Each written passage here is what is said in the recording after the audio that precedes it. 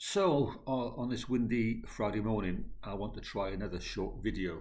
I've done two previous, one looking at the split of rail investment in Wales versus the UK, enhancements versus operational maintenance and renewals to demonstrate pretty much how poorly Wales has been served by the rail industry funded ecosystem over the last 30 years.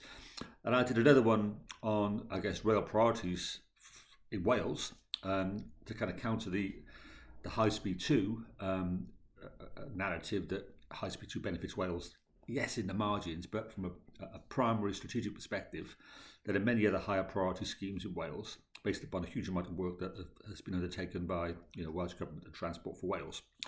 So I don't want to talk about that. I want to talk about the Barnett Formula and, looking at High Speed 2 and Network Rail spend and how that impacts Welsh Government investment choices. The Barnett Formula is a black art, and there's some very simple narrative out there about the impact of High Speed 2. And actually, given how complicated it actually is, and I don't fully understand it, from a communications perspective, that's probably the best way of trying to explain it. We hear broadly High Speed 2, £100 billion, Barnett should give Wales £5 billion. Broadly, that's right. But as I found out, Barnett is a lot more complicated and not as straightforward as people think. And actually, if you want the details, you have to look at things like this, which is the Statement of Funding Policy produced by the Treasury at every comprehensive spending review or budget. And in that, it does set out how Barnett works. And primarily, Barnett works on an agreed formula based upon changes to UK government departmental spending, not project spending. There are kind of exceptions, I think they call them fiscal events, where particular projects generate Barnett consequentials. But for something like High Speed 2 and Network Rail spend, unless someone can correct me, that's all driven by the departmental spend, something called the Department Expenditure Limit allocations. And what the UK government does is set out the Barnett formula, how it works. And broadly, it's if a UK government department has a change in its budget, let's say £100 billion change, in a pure world where everything is devolved, Wales, Scotland, Northern Ireland would get effectively their population percentage of that. So broadly, Wales would get 5% of that. So if the Department of Transport budget changes by £100 billion, Wales should get £5 billion. That's not actually how it works in practice. There are two things to look at. One is the overall change to the department's budget. But then what's applied is something called, I used to call it an attribution factor. It's actually the compatibility factor. And it's the proportion of the total spend that could be allocated to Wales is actually applied to Wales. And again, there's a table that is published in this document, if I can find it. Again, there it is on page 46, which sets out the compatibility factors that are applied for the Barnett formula. And it says here, if there's a change in the budget of the Transport Department at DfT at London, the compatibility factors today in 2021, October 2021, are 91.7% for Scotland, 95.4% for Northern Ireland, but only 36.6% for Wales, which is a big issue. Now, that factor for Wales way back in 2015 was over 90%. And it's important to understand how the compatibility factor is calculated or put together. What happens is, and again, you can find this in the detailed pages, in a Department for Transport, every project line item is set out. And each one is defined as to whether it's Wales only, England only, Northern Ireland only, or England and Wales, or whatever the combination is. And you can see, for example, on page 62, High Speed 2, there's effectively 100% compatibility factor for Scotland, 100% for Northern Ireland, and 0% for Wales. The same is true of the Network Rail spend, again on page 63, similar thing. So that's just one of many projects in the Department of Transport. Most of the other projects do get 100% compatibility factor for Wales, so highways or the Northern Transport Strategy, passenger services, there's lots and lots and lots. But the compatibility factor for the department is built up of an aggregate of all those project compatibility factors based upon their proportion of the overall capital spend.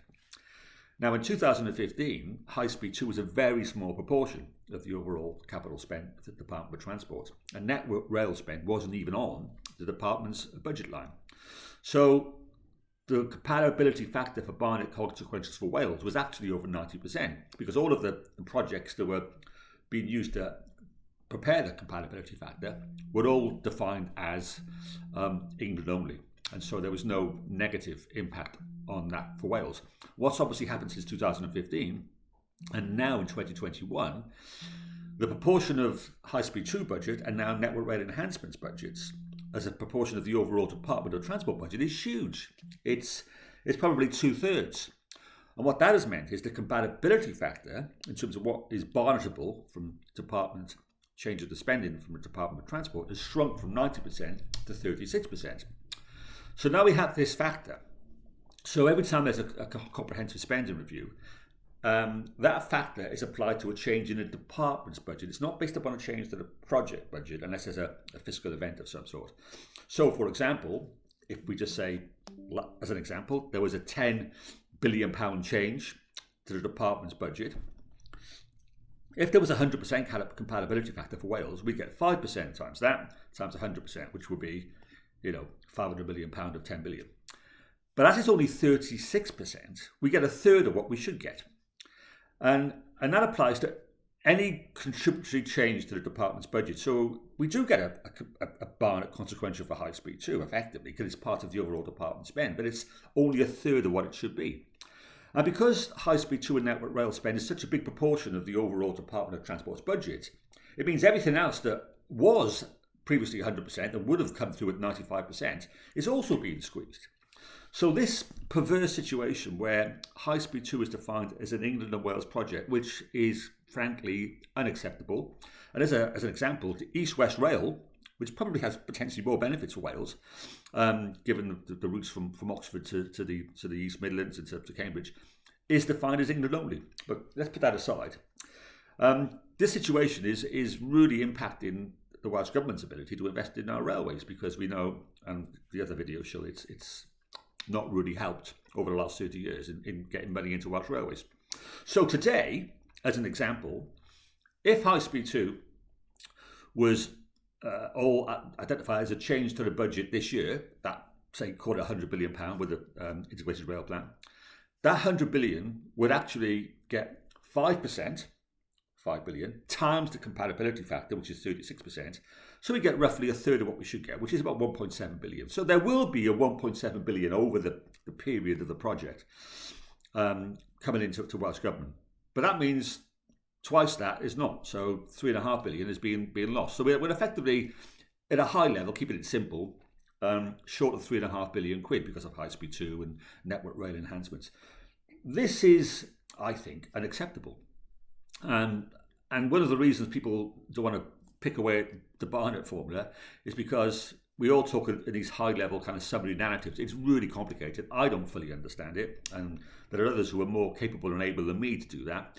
But there's a fundamental injustice, it seems to me, in that the whole of the Department of Transport spend now has been skewed towards Network Rail enhancements and High Speed 2, and that is hugely squeezing Wales. The other thing to note is, because people say High Speed 2 is funded differently, I've made that point, it's just a line item in the Department of Transport's budget. It's also squeezing enhancement funding over the next sort of 5 to 10 years. And that's the only mechanism Wales has of getting any rail funded into Wales. So my call is to recognise that Barnett's very complicated. In this case, it's been found out and it doesn't work for Wales. It needs sorting out. And in the absence of that, we need to do some political conversations around how we get some proper UK government funding into the Welsh rail network. I'm going to do another video on that shortly, but just to say, Barnett is not helping Wales in terms of rail enhancement investment at the moment, and is actually squeezing other potential allocations and Barnett slices from the DFT, because the compatibility factor, as I said, is now down at the ludicrous 36%, which means we lose 2/3 of what we should be getting for every change to the Department for Transport's budget. I hope that helped. It's pretty complicated and I'm still learning, but maybe that will ease a few conversations. Thank you.